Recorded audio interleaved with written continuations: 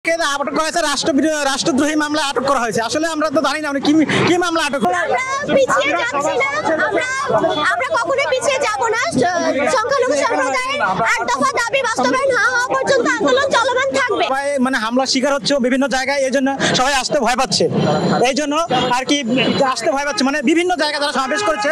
চট্টগ্রামে যে জায়গা হয়েছে, চট্টগ্রামে যারা সিলেটে যেসব জায়গায় সমাবেশ হয়েছিল সেখানে প্রচুর হামলা হয়েছে। গতকালকে অনেক দুর্ঘটনা ঘটেছে, হামলার শিকার হয়েছে।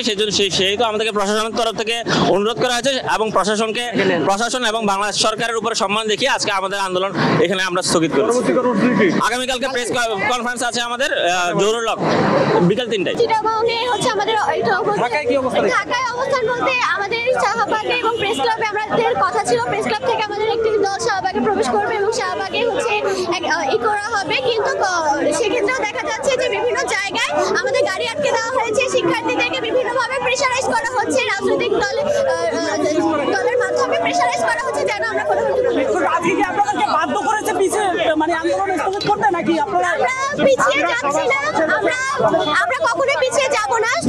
সংখ্যালঘু সম্প্রদায়ের 8 দফা দাবি বাস্তবায়ন না হওয়া পর্যন্ত আন্দোলন চলমান থাকবে। শান্তিপূর্ণ আন্দোলন এতদিন ধরে চলে আসছে, আমরা সামনে আন্দোলন চলমান থাকবে। সুবিধাকর সংখ্যালঘু অধিকার। আমাদের আজকের কর্মসূচি কি হলো?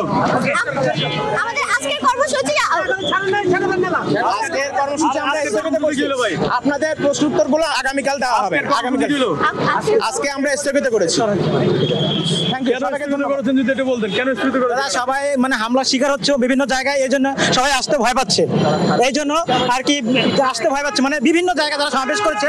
চট্টগ্রামে যে জায়গা হয়েছে, চট্টগ্রামে যারা সিলেটে যেসব জায়গায় সমাবেশ হয়েছিল সেখানে প্রচুর হামলা হয়েছে। এই কারণে আজ সমাবেশে আসতে যাচ্ছে না, আমরা স্থগিত ঘোষণা করছি।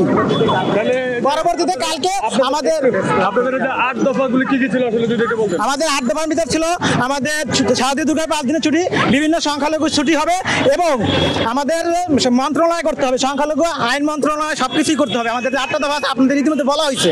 এইটা আপনাদের যে আটক করেছে ওনাকে আসলে কি অভিযোগে আটক? ওনাকে আটক করা হয়েছে রাষ্ট্রদ্রোহী মামলা আটক করা হয়েছে। আসলে আমরা তো জানি না উনি কি মামলা আটক।